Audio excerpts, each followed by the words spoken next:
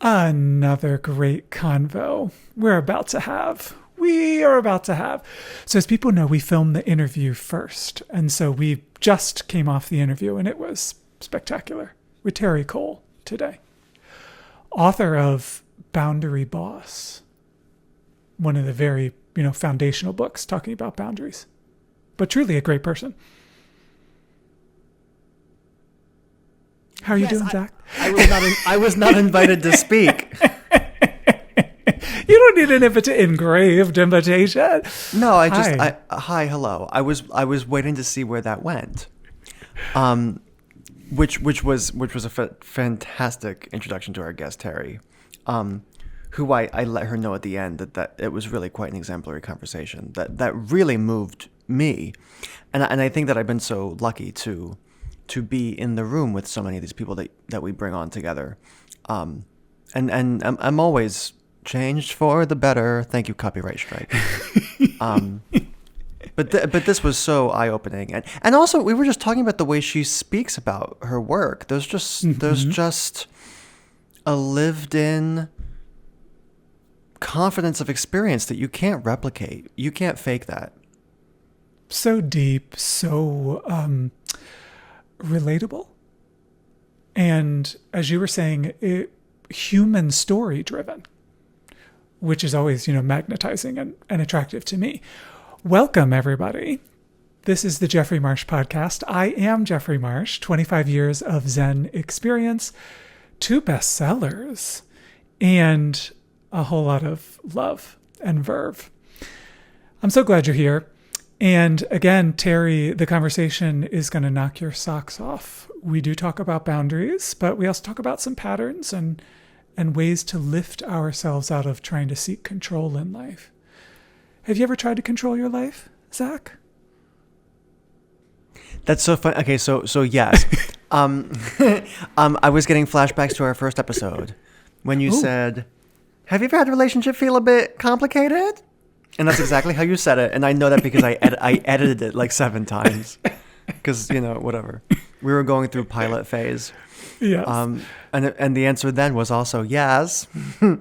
Why wouldn't you want to? Why wouldn't that be the human impulse, is to seek control and to want as much control over everything as possible? I think part of the reason we're here is to learn how to relinquish that. That's so much is out of our control, and our inability to control certain things means nothing about who we are as people. Zilch. Nothing. Zip. Ba-dee-doo-dah. Today's guest, should I launch? Yeah, go, launch it. Today's guest is a licensed psychotherapist, relationship and empowerment expert who's built her career helping people reclaim their power and rewrite their relational stories. Terri Cole is the author of Boundary Boss, The Essential Guide to True Talk, Be Seen, and Finally Live Free. The Essential Guide to Talk True, Be Seen, and Finally Live Free. With over 2 decades of experience, she has helped thousands of women and men understand the real work of boundaries, healing, and lasting change.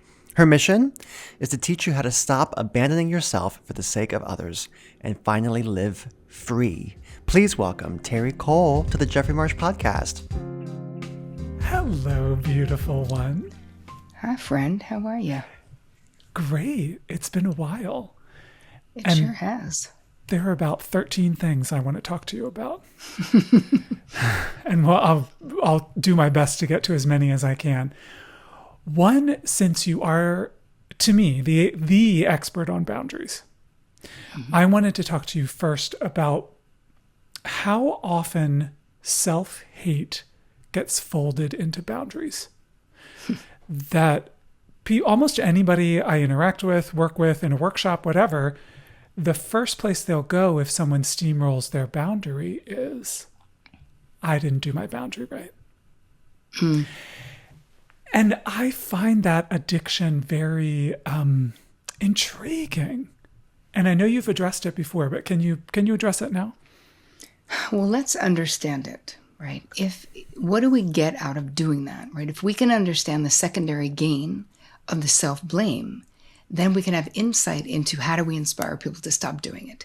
So the way that we get the secondary gain is we say, what do I get to not face, not feel, or not experience by taking all the blame, by being like, it's me, I did it wrong.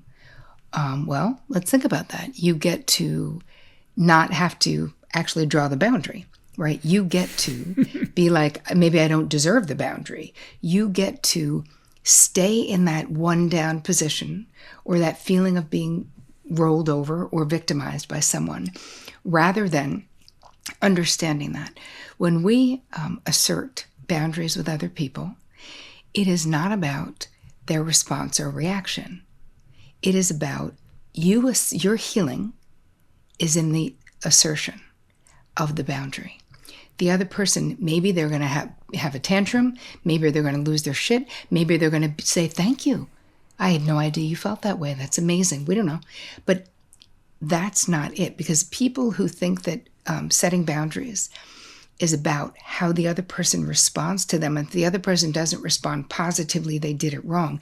They're misunderstanding, because that is people who mistake boundaries for a way of controlling other people.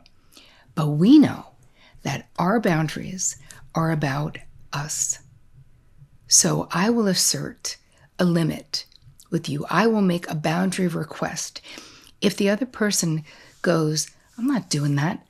Bullshit. I'm not listening to you. I don't care. Well, now you have data. It doesn't mean you did it wrong. It doesn't mean there's anything wrong with your boundary request. What is being revealed is what the other person is capable of or willing to do. And that is the information that we need. So for anyone who feels like their boundary, they did it wrong, if the other person is mad that they're setting a limit, let's just look at it through the lens of your healing comes from you asserting your boundary request and learning how to do it. Because listen, Jeffrey, we know this is a language, right? Being fluent in the language of boundaries is just like being fluent in any other language. And if you wouldn't at night pray to become fluent in the language of Russian and hope that you're going to wake up tomorrow fluent, you wouldn't. You're like, I need a teacher. I need a book. I need to learn. I need to practice. I'm going to get it wrong before I get it right. And that's okay. So becoming a boundary boss or becoming fluent in the language of boundaries requires a certain amount of effort and willingness to get it wrong. Do it while you're dripping sweat. It's okay. Go back and go, hey, that wasn't graceful, but I actually still can't make it on Saturday. So I'm sorry it wasn't more graceful, but I must uphold that boundary. You know what I mean? Like, it's okay to be like, okay, that didn't come out exactly as I wanted, but it remains true, what I'm saying. Yes. And Boundary Boss was such a foundational text for the dialogue around boundaries. And I love that it is framed around being the boss. Because if we're the boss, if we're the CEO, we take responsibility. But also, I'm grateful that you brought up the idea of control. And most people seem to be rolling around their lives trying to control something that already happened. Like trying to control their childhood, the trauma they've been through, trying to survive their childhood still as an adult. And what I love most about your work is that it lifts the conversation away from that stuff and looks at it like a learning experience, where you will stumble and fumble. Yep. Yeah. But just don't quit, right? Like part of what I hope is inherent in my messaging is that you're so worth it. Like your peace, your expansion, your joy, your liberation to be yourself. It's worth it. Even though it's work, life is work. We're going to be working anyway. You might as well be working towards freedom, you know? How do you look at the attraction or magnetism to abusive relationships? That maybe we grew up in one with one or both parents, for example, but also, like a 90s TV self-help person would say, you attract these people. Mm-hmm. And then here comes the self-blame again, right? Yep. Right. But here's the thing. You have to look at it, or how I look at it is, I call this repeating relationship realities, right? That, as, what's her name? Colleen Oba, I think is her name. She's a clinician who says, we repeat what we do not repair. So my theory from almost 30 years as a clinician is that we can either talk things out or we can act things out.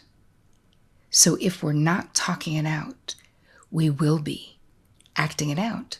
So why does talk therapy and taking courses and, the dialogues that you're creating around the world, like why do they matter?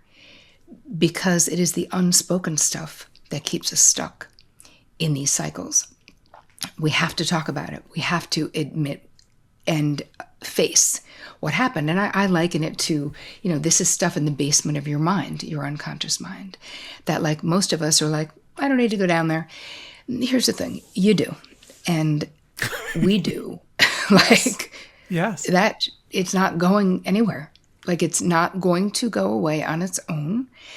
So I see it as when we repeat these abusive relationships, the little kid in us, I feel like, is looking for a do-over. Like we want a chance to get it right, to be good enough, to be worthy enough, to be perfect enough. But without some kind of therapeutic intervention, the likelihood of getting a different result is small, right? Like so much of the time, why abusive relationships repeat is because it's what we've known. Think about it like this, right? Love and pain went like this in childhood. And then we grow up and love and pain. So what happens? We meet people and they treat us in a similar fashion, or they have a similar vibe as to one of our parents, especially if right now I'm writing a book, I'm finishing a book called Father Wound. So I see this a lot with daughters and fathers, where you go, oh, this person is appropriate mating material. This makes sense. I recognize this vibe, this energy, this attitude, this way of being. Even if you grew up saying, I'm never going to be like that. I will never repeat that. I'm going to never do that. I will never be with someone who yells like that. I will never be someone who yells like that. We can say what we're never going to be. But the only way to guarantee we're not going to do that is some kind of going into the basement of your mind. It's some intervention. It's some decoding and unpacking what happened in your childhood. What did you learn? What is your downloaded love blueprint? Right? What is that? Because that's what's driving your decisions. It doesn't have to, right? We take it from the basement to the main part of the house, open windows, put on lights, sunshine, clean it up, to go, okay, this made sense. I used to date. So for me personally, for years, I dated unavailable men. My father, emotionally unavailable. Were we? Oh my God. Were we Samesies. in the same dating pool? Yeah. Indeed. So my father was emotionally unavailable. Mm-hmm. He was a guy who should have had sons. He was very traditionally, if you were looking at the gender, like the basketball star, white collar star, like that guy. And then he had 4 daughters. And I was his youngest daughter, like his last chance for a boy. So I had all of these gender problems myself, feeling like I was born the wrong gender. I was going to prove something, blah, blah, blah. I ended up through dating, having lots of therapy. Then I was like, I thought I cracked the code. I was like, oh my God, now I'm dating all of these men who are so warm and so affectionate and so nothing like Bill Cole, nothing like my father. And my therapist was like, yeah, dude, but they all live on other continents. So here's the thing. It's the same effing thing. Like, you're left longing. And I'm like, oh my God, I did not crack the code. I'm still left longing for in these relationships. So it required all of this deep diving into going, what happened what did I learn about love, about men and women, about my value, about what it looks like, about what it should be. I had to unlearn all these things. And the most hopeful part of all of this, and I hope a lot of what I write instills hope in people, is that just because that's the way it was for my parents, and just because that's what I experienced in my childhood, does not mean that that's what the rest of my life needed to look like. And that's true for any one of you listening or watching. It does not matter where you've come from. You can change the trajectory of your life right now by listening to this podcast, by deciding that you're going to put your stake in the ground and tell the universe, hey, some shit is changing. I'm going to change this pattern. I know I don't deserve this, and I'm going to figure out how to stop attracting it. Because here's the thing with the self-blame and the attraction thing that you were bringing up, Jeffrey, is like, it's not that you attract it as a fault, right? You don't attract it because something is wrong with you. You attract it because it's familiar to you. And what you're going to learn in this evolutionary process, if you so choose, is that even if love and pain went like that in your childhood, you have the ability as an adult to decide that these two things do not have to go together at all. That love and consideration can go like this. That love and empathy and compassion goes like this. Love and joy and fun and expansion and adventure goes like this because you decide it does. Sure sounds like a hopeful message to me. Good. And when we are able to lift up and away from the self-hate, that's when we can truly see. Sometimes I look at it like the self-blame, the self-hate is the glue that holds patterns in place. And if we can begin to undo just that part, we'll begin to see clearly what the pattern is and what we want to do next. And so it's so dynamic to hear you talk about going to the basement. And in a way, in the Zen tradition, which I studied, it is a bit like beginner's mind, that you're approaching yourself as a brand new person. Yes. As someone you don't, quote unquote, know what's wrong with, right?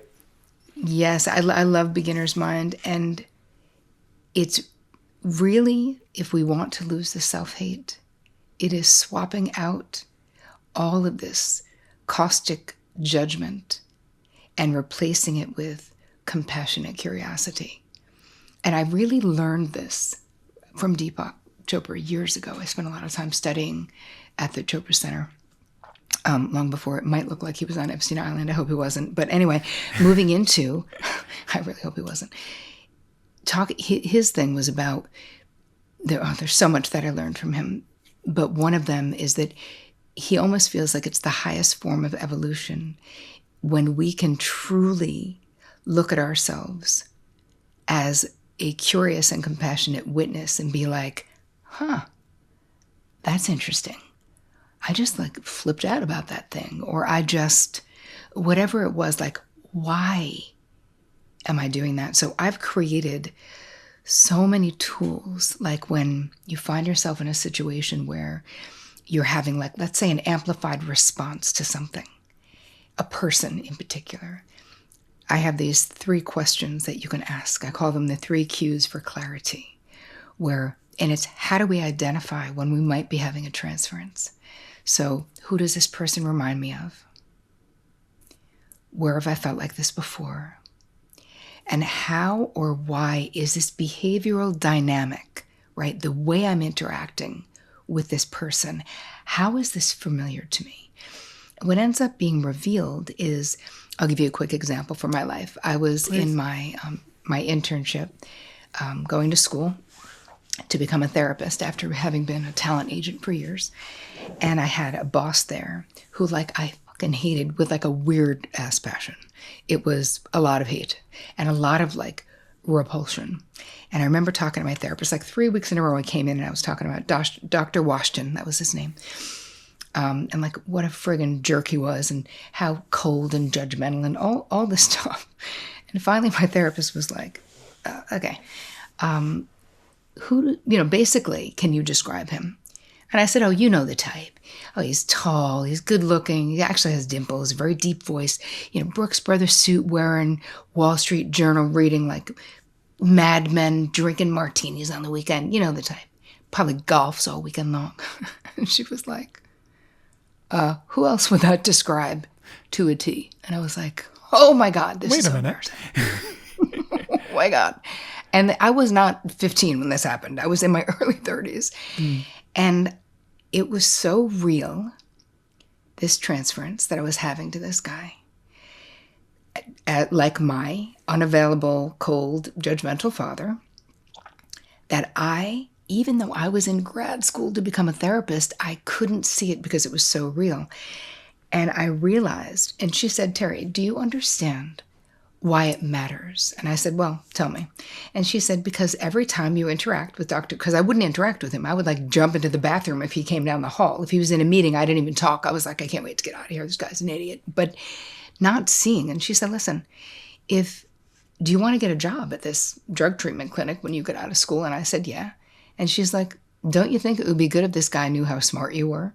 But she's not going to know if you dive into the bathroom every time he's in the hallway or you don't talk when he's in the meeting, Like, do you get that your 10-year-old running your career is probably not going to be optimal? And that really changed my life, like that experience, because I'd had a lot of therapy at that point in my life.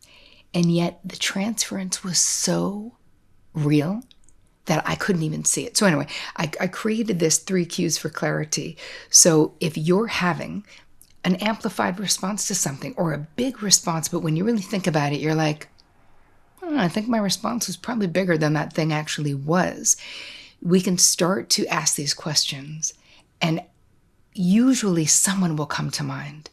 You're like, oh my God, it reminds me of my bully father or mother or older brother or whoever it was. And then what we do is, then we go, oh, that original injury is still sticky in some way and needs my attention. So it wasn't that this Dr. Washington guy needed anything from me or I needed to do anything there. It was that I still had more work to do on my father wound. And then that was the direction I went in therapy. It was like, oh, I'm still afraid of men who remind me of my father. Even though I'm a very ferocious, successful, smart, accomplished woman. And if you asked me, Jeffrey, in real life, are you afraid? I would have said, absolutely not. But that transference told me that I was. And so I had work to do, which of course I then went and did. But hopefully for people listening, they can take, we can put that in the show notes for them to use. Absolutely. You are inspirational on many levels to me. And to me, you're a complete heroine. And one of the things I've always loved about you and your work is the full integration of a psychotherapeutic model with the spiritual aspects. So it's not like a binary. That's not what I get from you, that we need to do either or. It's a very integrative approach. And I wonder if you could speak to that specifically and how that would play out in a situation for you. Well, what I hear you saying is that there's a holistic approach, because that is what it is for me, that even from the very beginning of my career, what I was learning in grad school, there were things that I was like, I don't agree with that, or I don't think that that's right. You'd have a very limited intake form for a client. And I'm like, but if we don't know what they eat and if they sleep, and like if we don't know their other history and if we don't know all this other stuff about them, like how can we accurately try to diagnose somebody just on these things? I felt like the psychosocial way that it was being done, because nobody was asking what people were eating and drinking. I was like, if somebody comes in and they're presenting with an anxiety disorder, but then they fill out my intake, which was long as hell and included everything, and they're drinking 3 pots of caffeinated coffee a day, I could be like, maybe we could start there. Switch maybe one some to water. decaf. Let's start there. Start slow. Yeah. But you know what I mean? That was the beginning of going, we can't just have it be here. It has to be the whole entire system, the whole instrument, the whole person has to be considered when we're talking about therapeutic stuff. And I think that I also, Jeffrey can tell you right now, that I have never believed, nobody has cornered the market on any kind of truth. What I share is what I've witnessed, is what has helped me personally, is what has helped my clients or people in my mastermind or people in my membership.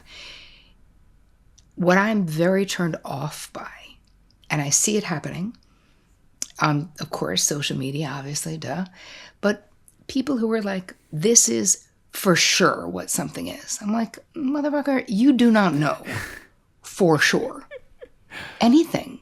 Allow it to be, hey, it might be, it could be. And I think that I would stay away from anyone with this sort of guru vibe that's feeling like they have somehow cornered the market on truth, because you haven't. And sharing your perspective can be great and helpful, but get clear that like we're all on these journeys. I always feel like, hey, this helped me. It may or may not help you. I hope it does, but it might not. And I think that being open to the fact that we're all so different, and why the way that I teach in my courses, I have so many different types of modalities, from somatic stuff to meditation to, and I'll say, hey, some of this stuff is primary to what you're learning, right? So there's certain content that I feel like is very important, like the blueprints and those types of things, because this is how the student will personalize the work to what they've experienced in their life. Some people don't want to do somatic stuff, and that's okay. So, you know what I mean? We're all different, and I feel like it's important that that people are treated as unique as they actually are from a therapeutic standpoint. It's Quite exciting to me, because very few people talk this way, in a holistic way. And we want to go in and control and fix certain sliced off aspects of ourselves, thinking, well, now I found the key. Now this is the one, this thing over here. And one of the main reasons that it's exciting is that it's okay to be a mess. It's okay to not know where to begin. It's okay to just try this thing and see what happens over here. And what I loved about your story of the doctor was this idea that I don't know if you would frame it this way, that sometimes, I'll speak for myself, sometimes in avoiding the fact that I'm afraid, that I'm sad, that I'm unsure, that I feel out of control, I make it that the other person's a jerk. Oh. Yes. As a form of control. And we honestly can't, thinking about controlling other people, we barely can control ourselves most of the time. So. Yes, but also think about like part of what you're saying. I see this very predominantly. What you're saying is true, but we also use anger. Like in that story, I used anger, like being like, he's bad and he's a jerk. And I was so pissed because so much of the time, anger is actually a secondary emotion. So much of the time, because the primary emotion is one that's too painful to feel. I don't want to be vulnerable to this guy who would be unsafe to be vulnerable to because my father was unsafe to be vulnerable to, right?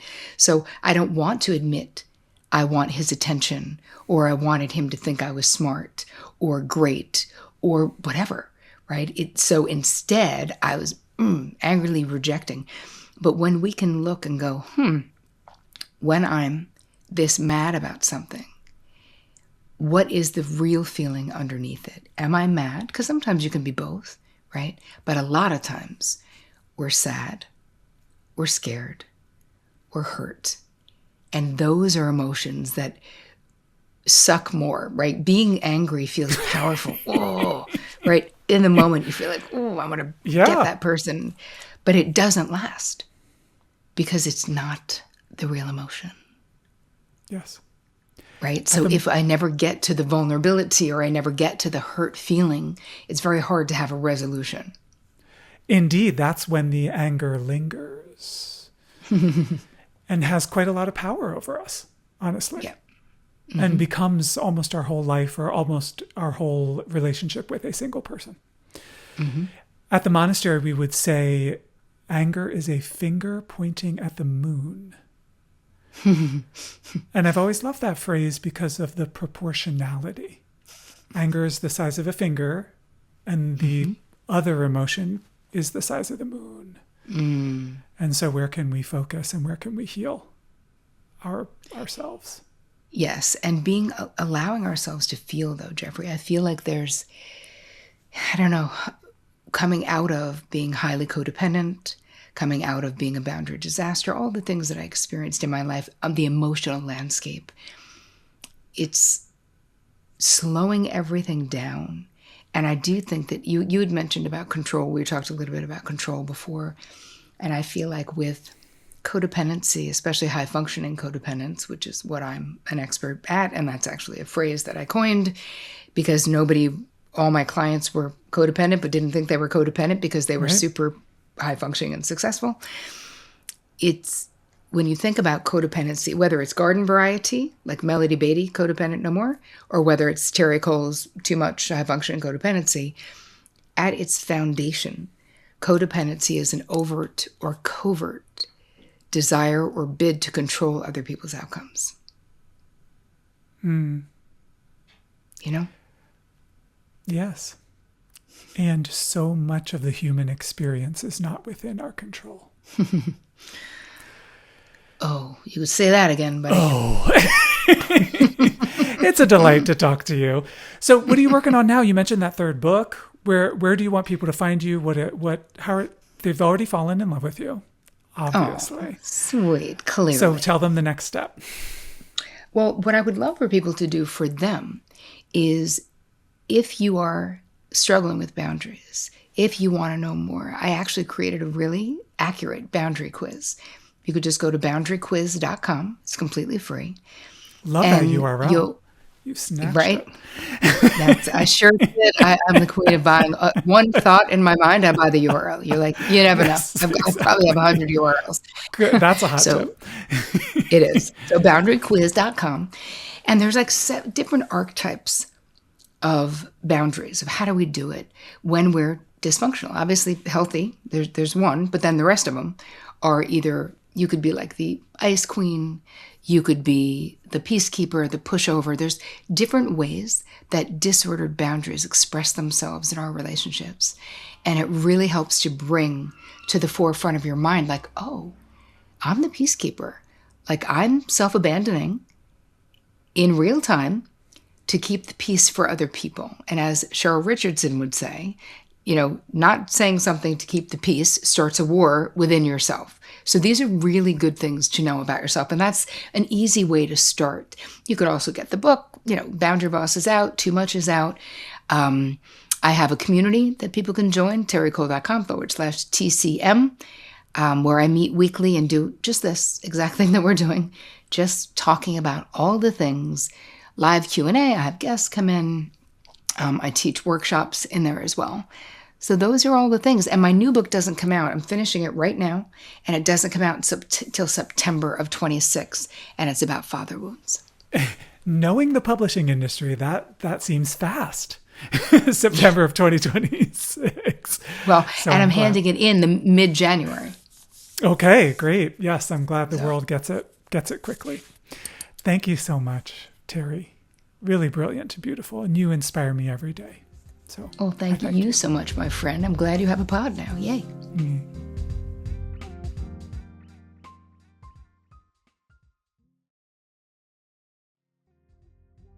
Well, I tell you, if only we could stay in that conversation for 3 more hours. Should we do a 3-hour episode one time? No. I see that look on your face. You just set a boundary. I liked it. No, really so I'm a fast learner, Jeffrey. I actually think that was in my soft skills on my resume when we first met was a quick learner. And so I listened to the episode and I practiced. Integrated, learned, and if I may, I'll speak for myself, thoroughly enjoyed that conversation. A true delight. And so I want to leave everyone with a very special exercise today. If you could close your eyes, please do, if you're in a space where that's possible. If you're not in a space where that's possible, you're driving, you're folding the laundry, simply bring your attention inward. And now I say simply, and I don't want that to get swallowed by self-hate. It may not feel simple to you. But can you observe your own breath, your own breathing? The handy thing about the breath is that it is always happening now. Can you feel your shoulders, your chest? What is involved in breathing? Can you help the breath be a little lower today? A little more present in the belly, behind the belly button? And in this safe, beautiful space, it's okay for your mind to go many places, but keeping that attention toward the breath, I'd love for you to consider the ways you are already a boss of boundaries. The ways you are succeeding. The ways that things are going well, even if it's just that you've realized it's time for a change. That we can celebrate too. And I celebrate you. Let's take a breath together as a global community. Start by exhaling everything out. And take a deep breath in, filling the whole form, all the way out to the fingers and the toes. And as you exhale that sighing breath, open your eyes. A new life, a new page turned, and a new space for you to inhabit. You belong here. And it's a pleasure to spend time with you. I'll see you next time. Goodbye.